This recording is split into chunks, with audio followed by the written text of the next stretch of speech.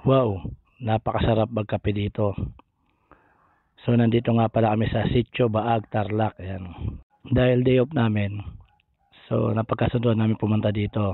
Ni RJ, ayan, si Yanyan at saka si Fernando. Ayan. So napakalamig dito sa view deck ng Sitio Baag.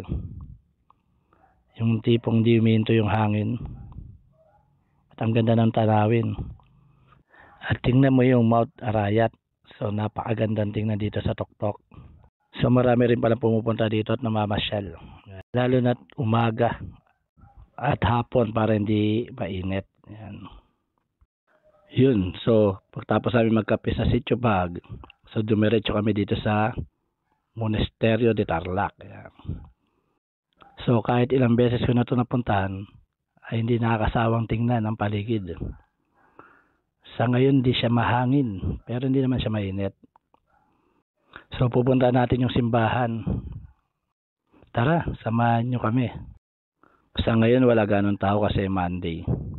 Pero pag Sabado or Linggo, is maraming pumupunta dito, lalo na mahal na araw, talaga napupuno dito. So ito na nga yung simbahan, no? Ito yung gilid ng simbahan. So ito yung napupuno. Teka, si RJ yan, parang nagbumuni-muni, Mukhang napagod sa pagtutur sa amin. Ito na, bago kami umuwi is pumunta muna kami dito sa ilog ng Tarlac. Meron palang ilog dito. So ngayon ko palang ito napuntahan, pero napakaganda dito at yung tubig is malinaw.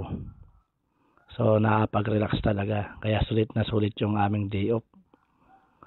Marami kami napuntahan dito sa Tarlac. Ayan.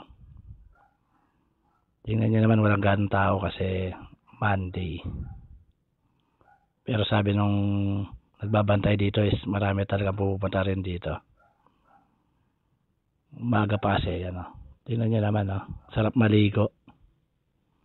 Kung meron lang akong dalang damit, naligo ako dito. Dito nagtatapos ang aming paglalakbay.